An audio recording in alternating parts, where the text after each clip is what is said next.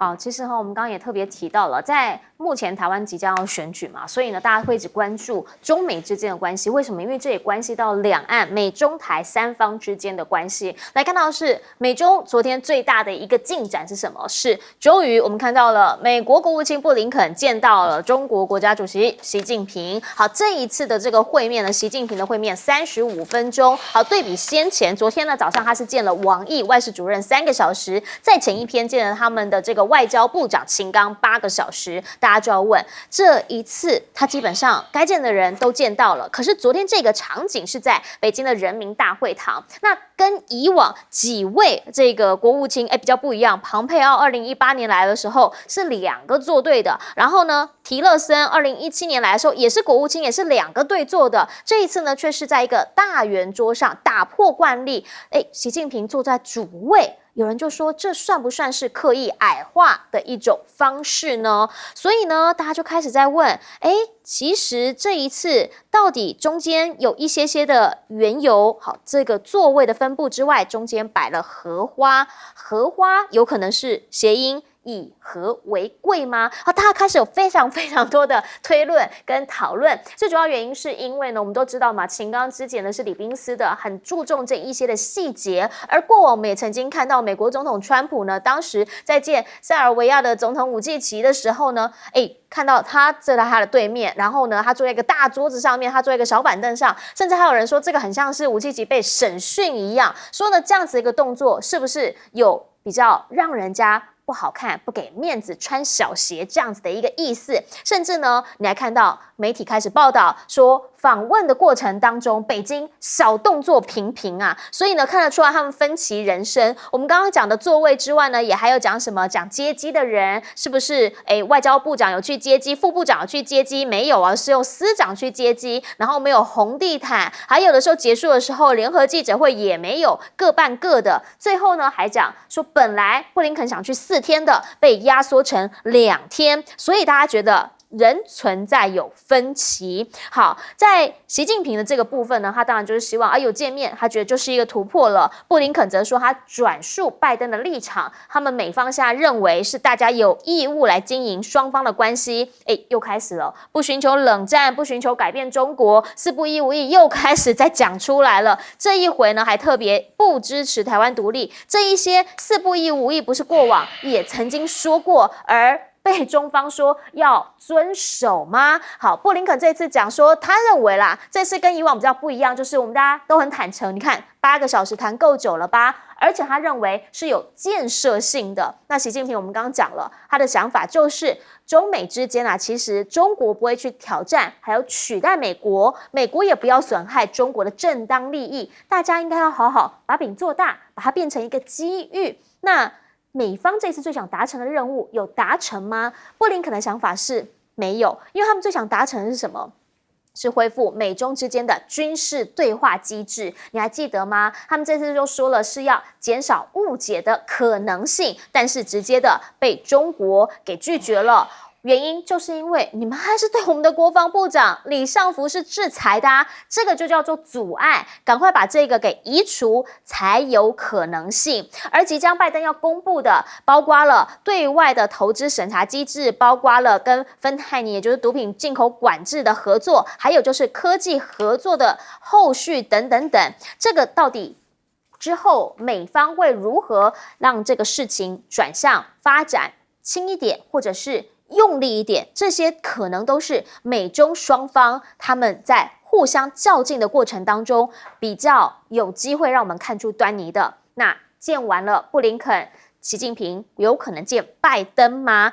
拜登的讲法是，现在呢，布林肯做得很好 ，good job， 好，我们在正确的道路上。那外交部这边则讲啦，说现在我们基本上啦有回到元首会晤的共识，只是什么时候？先前我们不再一再的讲，就包括了 G20， 包括了 APEC 这2个可能的时间点，但美国白宫这边呢说还没有一个肯定的日期。只是现在大家已经回到了把事情放到桌上来讨论的时刻，但是这真的就表示双方是已经融冰了吗？或者是双方真的是已经有机会有进展了吗？请教委员您怎么样来看？好，因为习近平昨天见布林肯这一张图片，很多人有很多解读。布林肯这一次访问北京不能算成功，但是也不能算失败。你要看参考的基准点在哪里。布林肯自己犯的错误就是把中国的间谍气球事件过度夸张的处理，已经就他的国务卿的职责来讲，已经是很失当的一个行为了。所以难怪这个中国后来对他采取一个冷淡的态度。你看嘛，另外一个气候大使 John Kerry， 中国就很热情、很诚恳的在跟他接触。John Kerry 虽然政治地位是高于这个布林肯，可是官方的位置的布林肯是高于 John Kerry 哈。对。那现在布林肯三番两次的要求，终于来到北京谈。那这个中国有点的刻意的不把它当作以前在对待美国国务卿那种位阶。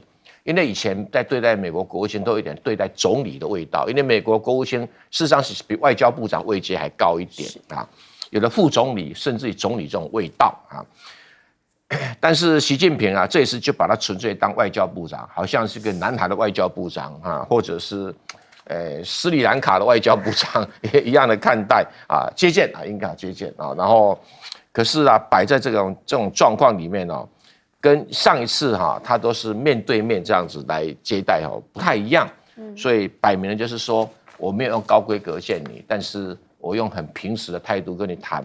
35分钟里面大部分的时间都是习近平在我这样讲不对叫训斥布林肯他提的就是说中国不会去挑战跟取代你美国然后这个希望美国也不要损害中国的利益简单讲就是有点的话春林讲的就是要损害中国的利益，不要想说不会受到另外的损害已经是到这种程度了。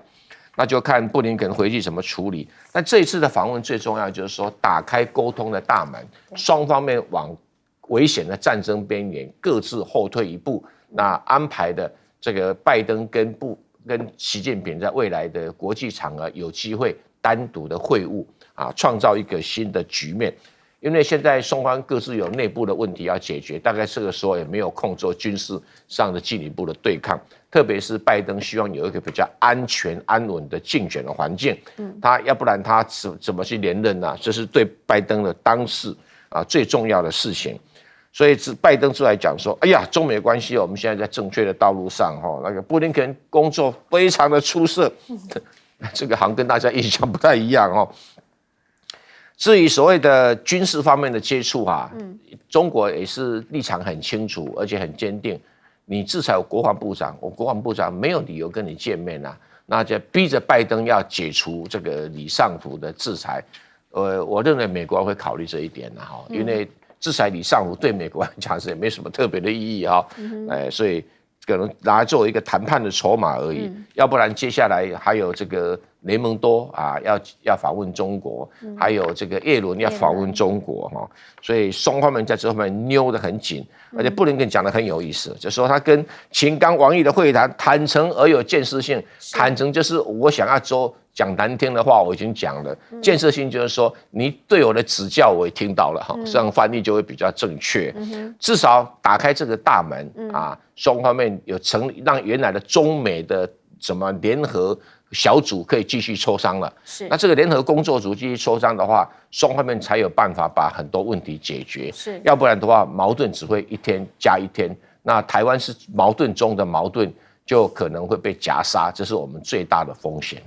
其实未来我们刚刚讲了有3个市值3个指标，包括什么？包括这个很多人在意美国对外投资审查机制还有就是他们一些科技合作协定等等，这未来要公布，也看得出来，也可以看得出来，在这次布林肯到底跟中方讲，中方一定也会提及一些内容，那有没有真的达成一个共识？赖老师怎么看？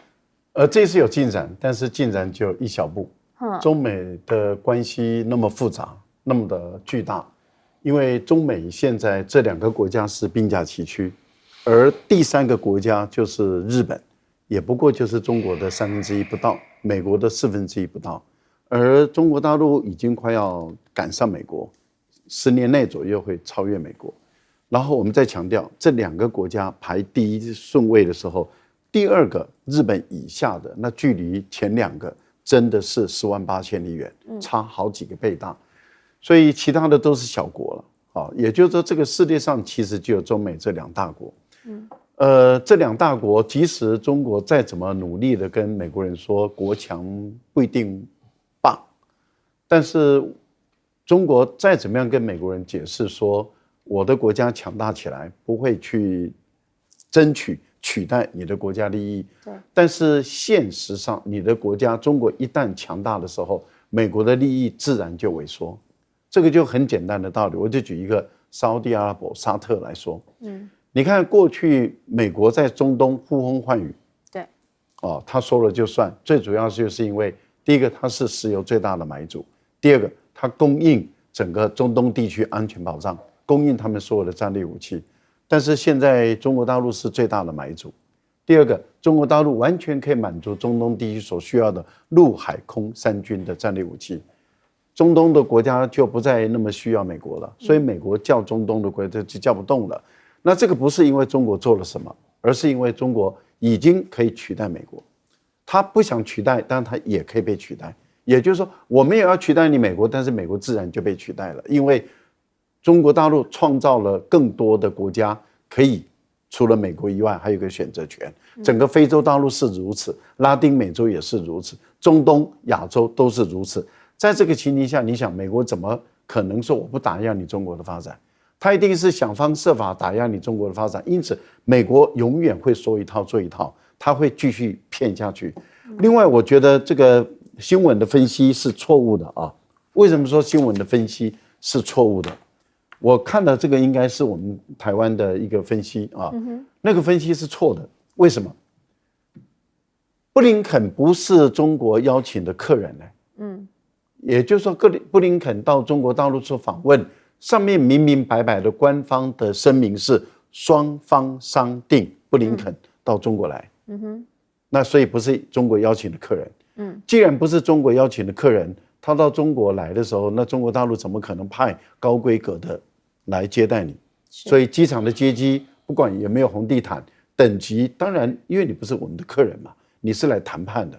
那另外一个部分里面，既然不是客人，你不要忘了，在上个礼拜的时候，盖茨到北京去访问的时候，他是习近平的客人，所以你看，那就是一个茶几，2个扶手椅，是并排的坐在那里，那是习近平的客人，国家主席的客人，所以是以客人之礼相待。但是布林肯不是客人，他是来工作讨论的，工作谈判的。那经过2天的工作谈判，那最后习近平以一个国家主席的身份来接待这2位，也就是接待美国的布林肯这位部长，他就是相当于秦刚部长等级嘛，所以当然就是长官对于部属的一个训勉、加勉，说辛苦了，那么期待你、盼望你对于中美健康发展做出贡献。这个话讲得很明白啊。那也就是说，你回去告诉拜登，我们在巴厘岛的共识要守得住。你回去告诉拜登，中国无意取代美国世界霸权的地位。然后，当然对于布林肯来讲，也要跟习近平报告拜登请他转达的这个口讯等等。我觉得这个就是一个工作的一个访问，所以我才会说这样的一个分析报道是绝对的错误。好，周老师怎么样来看？好，这一次这个布林肯访问大陆呢，最后能够跟习近平见面，大家都认为是很大的突破。毕竟在见面之前，双方还是有很大的不确定性。那么这场见面到底得到了什么样的成果呢？这场见面大概双方谈了35分钟。在35分钟谈过之后呢，双方大概唯一得到2个成果。第一个就是说，美国会增加，中美双方会增加双边的航班数目啊，这个当然会降低这个机票的费用，促进人员的往来。第二个是什么呢？第二就是说，他邀请了秦刚到大陆去访问。那真的再有第3项，就是在这个见面之后，布林肯有透露，双方会建立一个工作小组来讨论所谓芬他尼的这个问题。就怎么样去限制，怎么样共同打击这个毒品的原料。那这些大概是我们现在看到的这些成果。所以我们没看到的就是一些讨论，到底双方有没有达到共识？比如像对台湾的问题，包括今天《华尔街日报》也谈到了，赖清德访问美国的事情，其实也在双方的议程里头。我不知道民党政府有没有收到讯息啊？那这个其他也包括拜登可能会对大陆进一步对于所谓这个向大陆投资的这些高科技产业进一步限制。那这个当然双方也没有看到这一方面的结果但是这个当然我们可以马上看得到哈。那当然也包括就是说双方的军方的会晤。这个本来认为是有可能达成的，就没有达成，所以表示说一定有一些双方都没有满足的条件。但大陆对美国有一些觉得他没有达到他的这个预期，美国当然也有一些没有该做的让步，没有做的让步。那么不过我觉得整体来说，双方在困难的环境下踏出了一步，可是事情并没有结束。为什么呢？因为我们看到今天《华尔街日报》也透露了另外一个讯息是，中国大陆跟古巴正在谈要建立一个训练基地在古巴，那这个训练基地就有可能使得中国大陆的部队将来可以驻防到古巴去，这等于是古巴飞弹危机的在第二次重演古巴飞弹危机啊。那为什么会有这样子的讯息？到底原来有没有这一方面讯息的掌握？这我们不知道。但是为什么在布林肯访问完了之后就出现了这个讯息？很显然就是美国国内的一些鹰派也好，或者是反华的力量也好，希望在这个时候去对于中美关系的改善踩刹车，甚至是扮演一个阻碍的这样子一个角色。所以这个会不会进一步延烧，会阻碍双方原本谈好的事情能够进一步有进展？我觉得就值得我们下一步去观察。好，其实我们刚刚也在讲了，说在这个全球化的情况之下，现在美中之间，当我们知道这两边是有点对垒，但是开始沟通了。但是呢，在美欧之间，其实也有一些的，不是这么和好。为什么这样讲呢？因为最近你看到马克龙说什么？他说法国呢要大手笔的来投资 AI， 为什么？因为要缩小跟美国之间的差距。他说他认为啦，欧陆AI 领导国家应该要是法国，法国要变成欧洲的 AI 首都，而且呢，他还讲了，我们的那个防空系统我们不要靠德国的天盾，理由是德国的天盾呢太依赖非欧制武器系统。谁？就是美国啊，美国跟以色列啊，他们要挑战什么？挑战的是一个新的，他希望能够提出一个欧洲天空之盾的倡议。换句话说，我们是不是武器方面，智能方面，我们通通都靠自己，我们不要再靠别人。这样子大家就开始在思考，所以欧洲跟美国之间的关系远近疏离是不是有变化？而最近呢，在法国这边最大的一件航展就是巴黎航展了。在巴黎航展上头呢，中方这一次开始有很多的亮点，包括了什么？多家的航空航天企业都有参加之外，很多人在看的是歼20。好，因为歼20代表了主战机型领衔亮相，这里头呢也有中国3大无人机的机型也都出现了。那大家能够看到这一些，比如说是 FC-1 的枭龙战机等等等，其实呢这一些先前真的在国际上头是有人买的。好，所以这次呢它在航展上头，大家就会开始看看它到底有什么样的一个能力。除了这些战斗机之外，还有另一个就是客机，这是更大的一笔订单跟市场。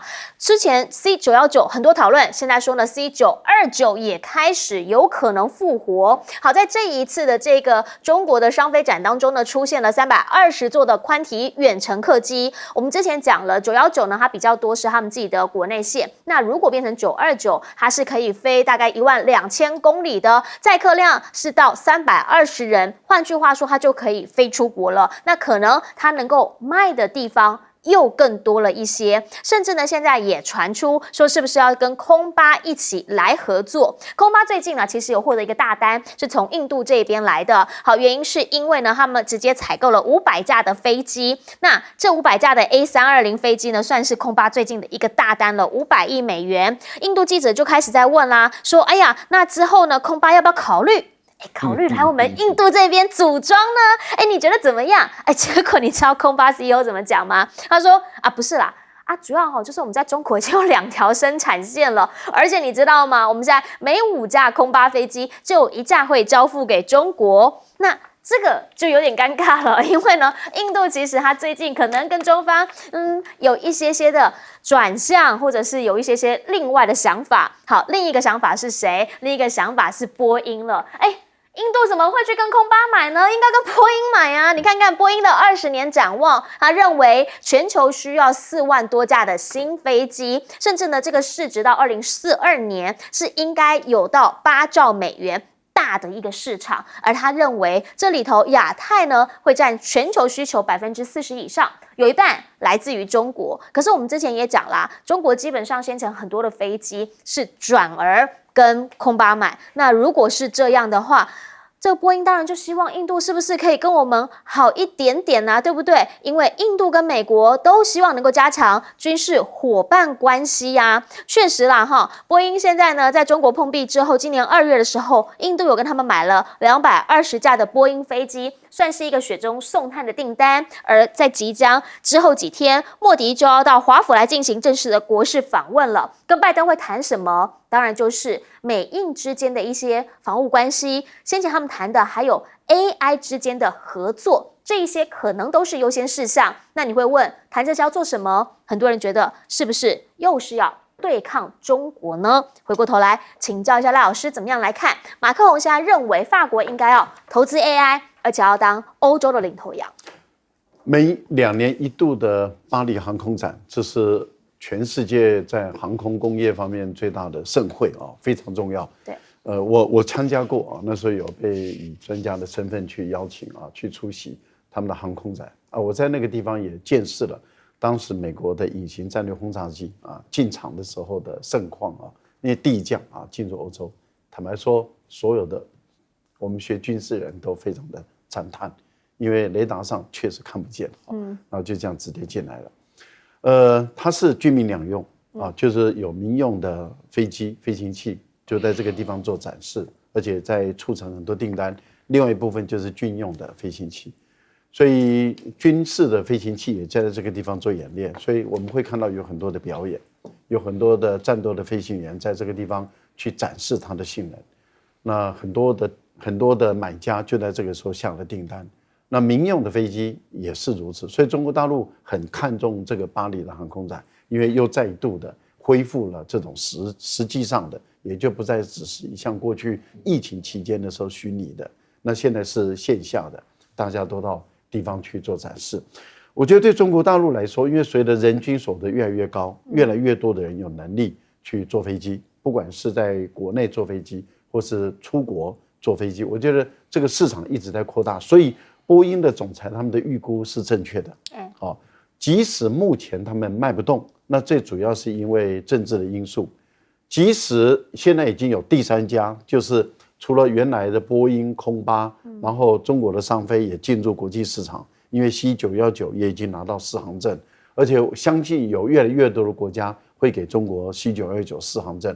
那4航证，中国走出国门，例如说到东南亚，因为它是算是支线客机，它不是主要的这种洲际客机，那它走出国门的这种几率是很大，因为订单只会越来越多，不会越来越少。可是波音它还是不担心，是因为这个市场够大，好，而且这个根据每个人的收入一直在升高的时候，有越来越多人可以搭飞机，那当然需求量就会一直扩大。那因此这块大饼大家都在争，目前来讲2大公司，那中国异军突起。那未来可能就是3大公司来主导了。那重点是在于，波音目前面对的政治困境，如果一直持续下去的话，它一直拿不到中国的订单，而中国是机队是越来越多、越来越庞大，这个对波音就非常的不利了，因为波音已经连续亏损5年了。如果再这样子亏损下去的话，波音确实很有可能会被空中巴士跟未来的中国商飞所击败。那波音当然也有很大的压力，但是你有压力，你就要去告诉你的政府啊，你要告诉你的政府不要再这样做啊。马克宏的这个主张其实道理来讲很简单，也就是说你要对中国去风险化，对马克宏来说，我们欧洲也要对美国去风险化啊。你说我们欧洲人要对中国去风险，你要对美国也要去风险，我们欧洲也要独立自主啊。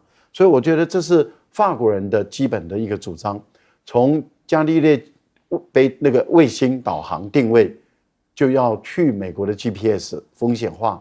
那现在 AI 它也要去美国的风险化，也要走出自己的这个自主的知识产权。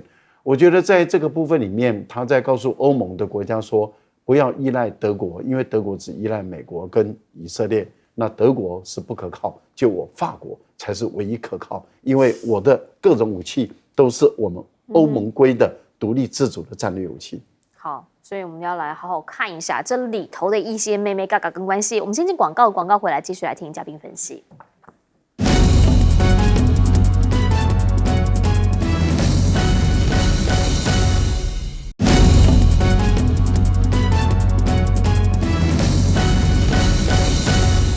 好，说到疫情的关系哈，这次巴黎航展是睽违4年，再一次有线下活动。很多人关注的其实是在中国这边，他们又推出了非常多新的东西。来请教委员怎么看？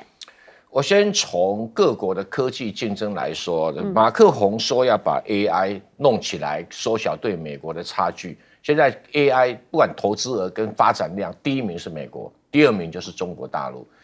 马克宏想要把这个差距缩小，他应该仔细思考一下。如何跟中国大陆在 AI 上面进行合作，才有办法让法国的 AI 这个应该是说弯道超车的机会才比较大。至于这个欧洲的天空之盾系统，的确啦，是德国提议的。德国提议他怎么搞？你知道？他说我们所有的欧洲国家统一采购所有的防空飞弹的系统，可以连线来操作。第一个采购美国的爱国者防空系统，第二个采购什么德国自己的 Iris 防空系统，第三个采购以色列的剑3防空系统。然后法国就傻眼啦，他说：“那我跟意大利合作的那个系统，你们怎么都没考虑在这里面？你这个明明气死人嘛！你抢我这个潜水艇订单也就算了，我防空系统订单你要抢。”所以这两个德国跟法国是有得吵的哈。那这也是巴黎航空哈。就是为什么讲说法国应该连这方面都要跟中国合作？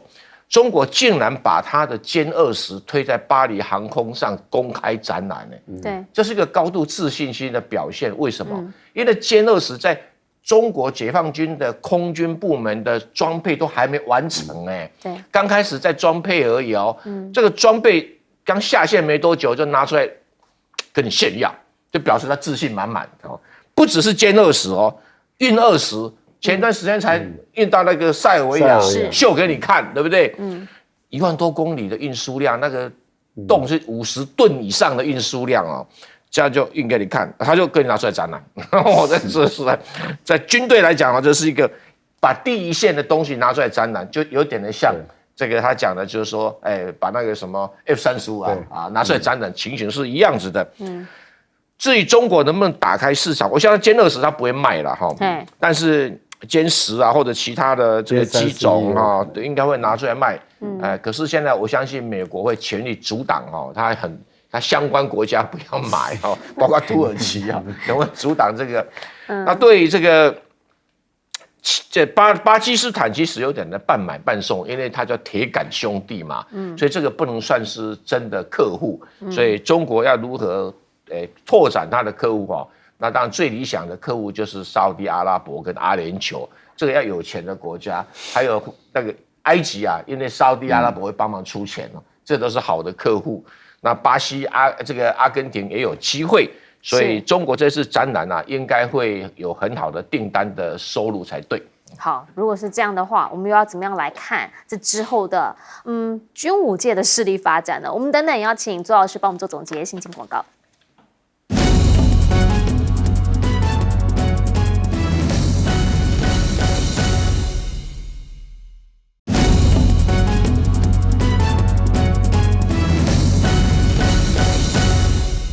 节目最后要请左老师帮我们总结。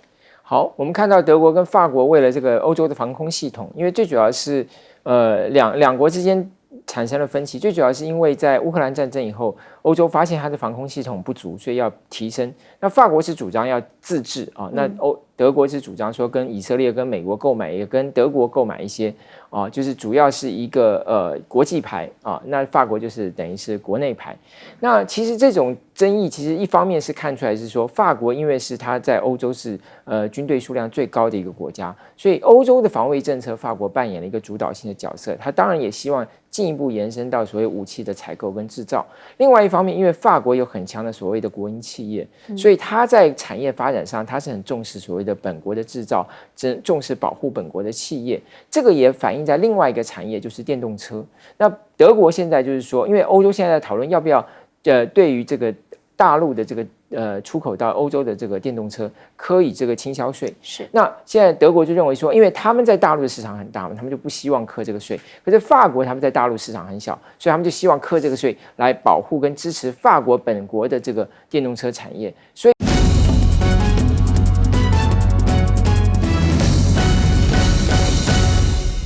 好，欢迎回到我们的节目现场。在这1个小时呢，我们国内外大小事要邀请哪几位来宾来跟我们一起好好讨论。我们要先来介绍这1小时来宾，首先要介绍的是北京清华大学法学博士蔡正元。主持人好，大家好。以及国际战略专家赖岳谦老师。主持人好，观众朋友大家好。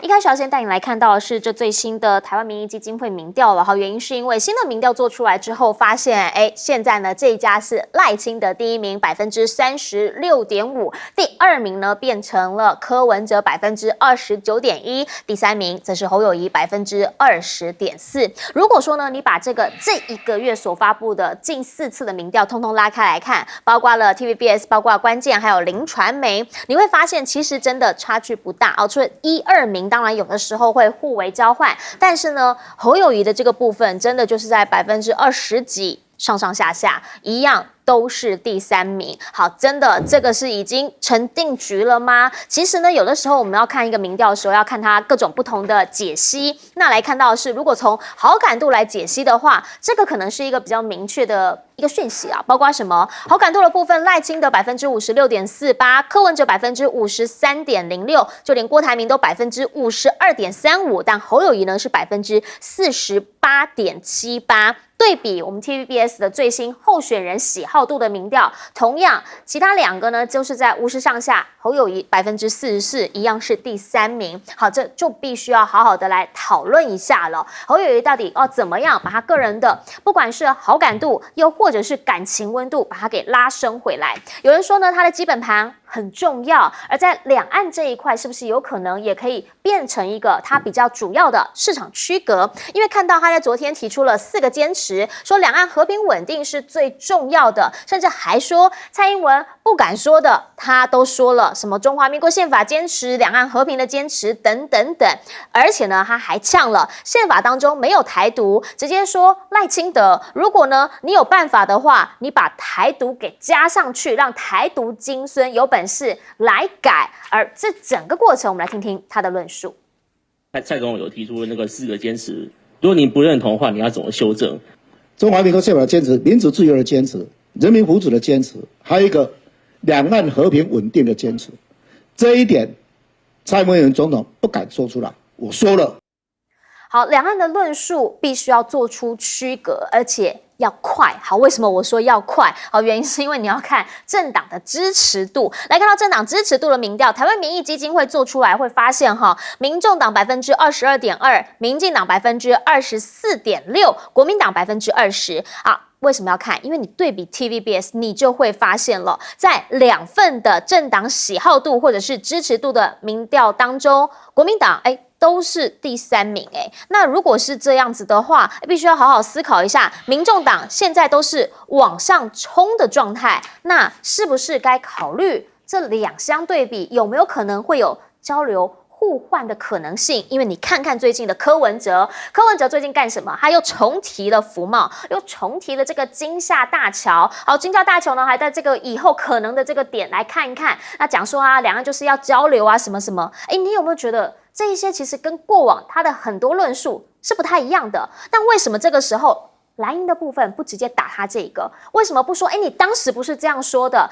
如果你真的要做这件事情，包括重启服贸或者是金厦大桥的话，你必须要支持9·2共识才有机会啊。当年 ECFA 怎么签的？不就是因为两岸都有一个共同的语言吗？那为什么现在不这样打啊？有人就说，原因会不会是因为侯友宜到目前为止对于9·2共识没有比较明确的表态？也许有人说他不反对，但是你有没有明确的说出来？这也是你的态度还有立场呢？因为我们就讲啦，像柯文哲讲，两岸一定要来往啊，两岸监督条例都在立法院躺多久了？他上来，他要做，而这个做法有没有可能做得成？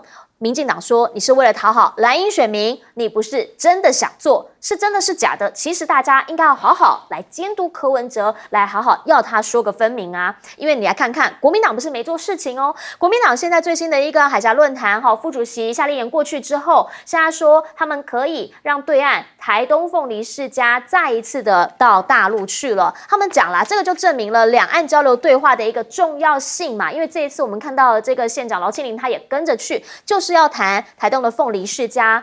确实是有机会的啊。那如果是这样的话，到底国民党，特别是你的候选人侯友宜，你的态度是什么？好，现在呢来看到，其实呢，在目前台湾的人民当中是怎么想的？说呢，有大概54%的人认为美国是希望赖清德当选的，而他是没选之人。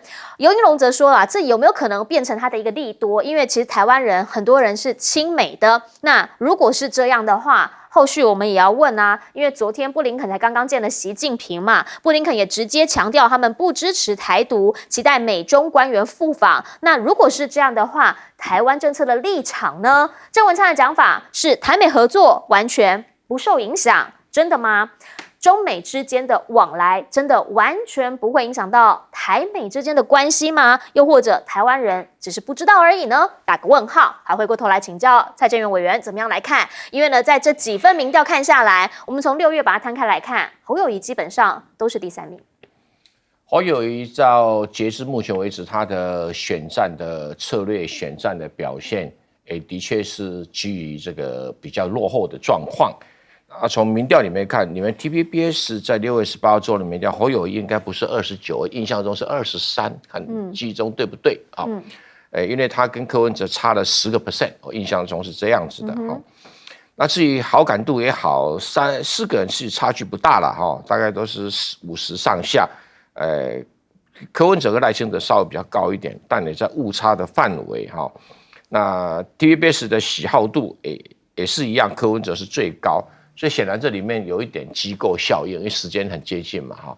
但是重点是所有的机构效应显现说侯友宜都是第3名，那国民党的支持度也是第3名，这对于国民党的党主席朱立伦也好，总统候选人这个侯友宜也好，都是一个不可承受之重啊，应该要进行危机的处理啊，不可说相信说你在最后关头会像中华队一样突然间进一球，那个比抽中威力彩的几率还要低哈。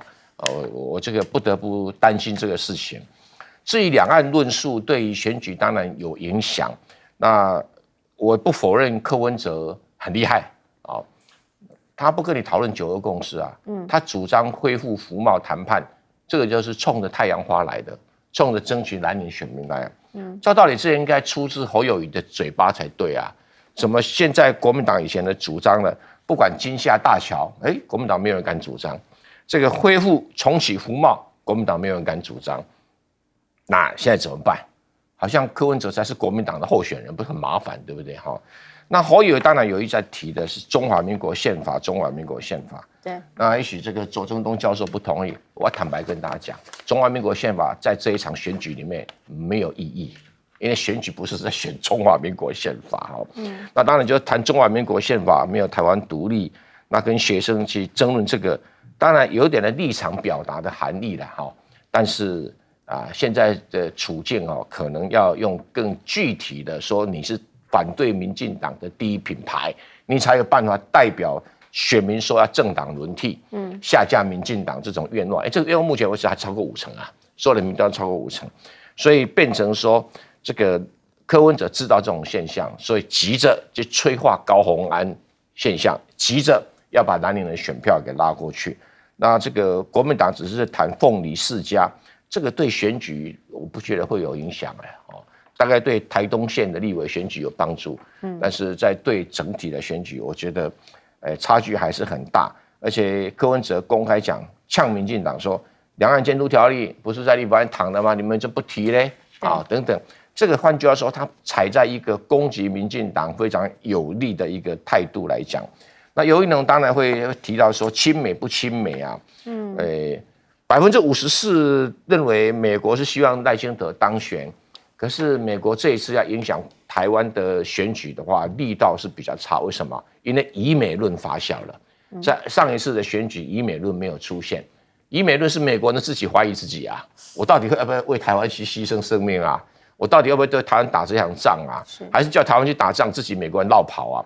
这个已经成为台湾的共识啊。包括吴钊燮也讲啊，我们要靠自己啊，我们不能靠别人来帮忙。或者吴钊燮心里也知道说，真的要跟解放军打仗的话，美军会绕跑，所以这以美论已经甚嚣尘上。再加上美国人主张说要炸毁台积电啊，哇，那个我想台湾人心大概凉了一半了哈。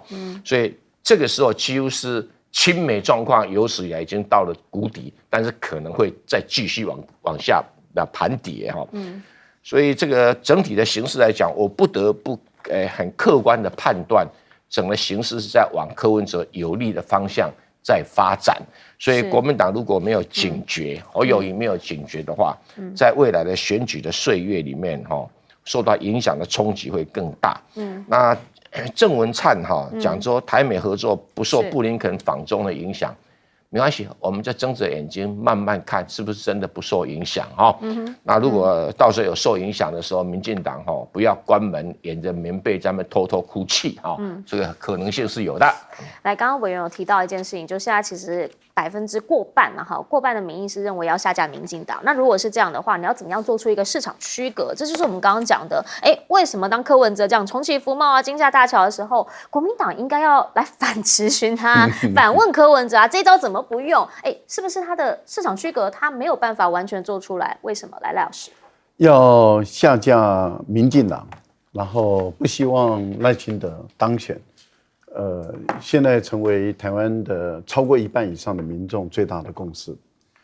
那既然是台湾一半以上最大的共识，所以谁去争取到这个超过一半以上的人，谁就会是这一次选举胜选的人。所以如果从这个逻辑上来看的话，其实赖清德当选率是最低的。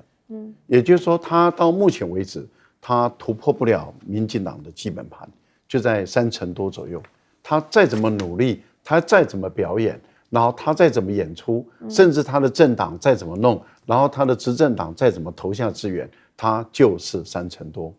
所以其实赖清德陷入赖清德自己的焦虑，民进党也陷入民进党自己的焦虑，也就是说他突破不了30%多。那这样的情形下，等于是他已经封顶了，他的天花板已经看到了，民进党已经没辙了。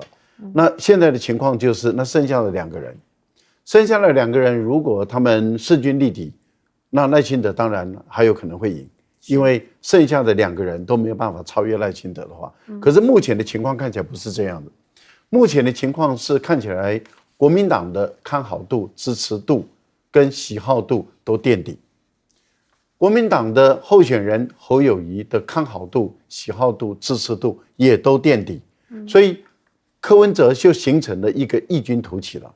他的民众党也好，他的自己的看好度、支持度却一直在往上攀升，他就开始把这个侯友宜开始慢慢的在甩开了。而他在甩开的过程中，你看他开始去把这个国民党过去支持的、赞成的主张都全部拿过来用。以前民进党的主张他也拿过来用，国民党的主张他也拿过来用，只要是能够让台湾选民支持的那一半以上的选民的所有的主张，他全部都拿过来用。他不管你什么蓝的、绿的、什么颜色，他都不管，他只管我要的是那一半以上的人，而不是要深绿的。也就是他能够把深绿的主张里面，只要在另外一个候选人的选民中，他们不排斥、不反对。例如说，我们看到他的支持者里面很多白的，那么很多年轻的学生，他才不管你蓝的、绿的，他是管说这个主张我要不要。所以柯文哲变成务实主义者、实用主义者，他只要把能够吃的菜全部都给你端在一个盘子上，他不给你丢出来。那目前来讲，美国的问题就来了，台湾的民众对美国确实是亲美的，可是不信任美国。台湾的民众在安全上确实是依赖美国，但是不信任美国。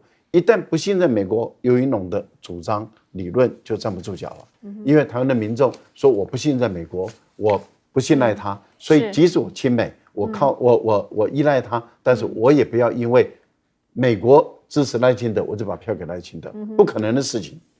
其实刚刚赖老师有特别提到，就是现在柯文哲也自己这样讲，他就是一个务实的人，他要务实来解决现在政治的困境。但是请教左老师，因为我们从一个比较逻辑性来看，有的时候你要务实的解决，你要务实的想跟对方谈的时候，为什么先前可以，有的时候现在不可以？它是因为它是有逻辑的，它是有一些程序、有一些条件的。那你想要谈这件事情，比如说啦，重启服贸，那你是不是要先承认一些逻辑性的问题？你要跟对方能够搭上线，你要能够对到口。那中间的原则是什么？92共识嘛，那个时候 ECFA 很明显就是这4个字。那现在他到底接不接受？又或者是国民党应该要用这个事情来好好的再反质询柯文哲？那为什么不呢？其实包括连柯文哲都没有正面去回答中华民国宪法的问题。这里我先要回应一下刚才蔡委员所提到的，我认为中华民国宪法这个概念还是很重要的。重要在哪里呢？就是如果一个总统他是遵守中华民国宪法，92共识就不该成为问题。所以我们今天要谈的是，能够在这场选举上让大家了解到说92共识跟中华民国宪法之间的关系。只要遵守中华民国宪法，两岸应该就可以使用一个基于中华民国宪法的92共识去重启会谈，因为这就是两岸可以求同存异的东西。所谓一个中国的概念，就在我们中华民国宪法里头就包含有这个东西。那到目前为止，柯文哲的确是没有提到。不过，我想要回来讲一下服贸的问题。那服贸的问题讲的是什么呢？服贸问题就是，其实现在有个非常吊诡的事情，就是柯文哲过去是反服贸的，今天他变成是赞成服贸了。过去，今天的外交部次长李纯过去是帮马政府去推销服贸的，今天他可能要站出来反服贸了。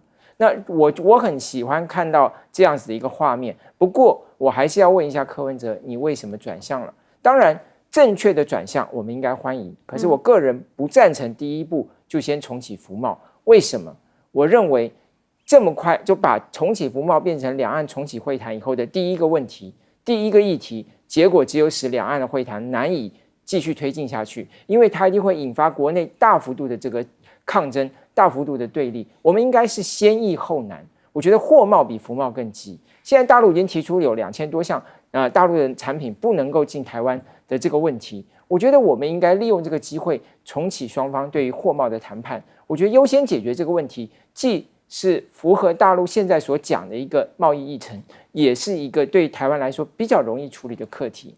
所以我个人是不赞成先重启服贸，我认为应该先去谈货贸的问题。最后我们看到就是大家都认为说侯友宜没有谈92共识的问题，侯友宜是不是比较偏绿一点？大家都认为赖清德好像这个美国比较喜欢他，可是呢，我们发现到事实上怎么样？其实美国对侯友宜也是蛮肯定的。其实侯友宜的确让大家像很多人讲的说，好像在两岸问题上谈的很少，可是为什么民众还是觉得中国大陆会比较希望他当选呢？这就说明了什么事情？就是说他的路线还是对的，他可能议题谈的让大家还感觉不够，这个我觉得可以加强。但是同时，我认为他也应该努力去让大家知道，他是一个中国大陆跟美国都可以接受的人选，他是一个比赖清德更值得信任的一个总统，他也是一个比柯文哲更能够稳定两岸的一个总统。我认为要朝这个方向去努力才对。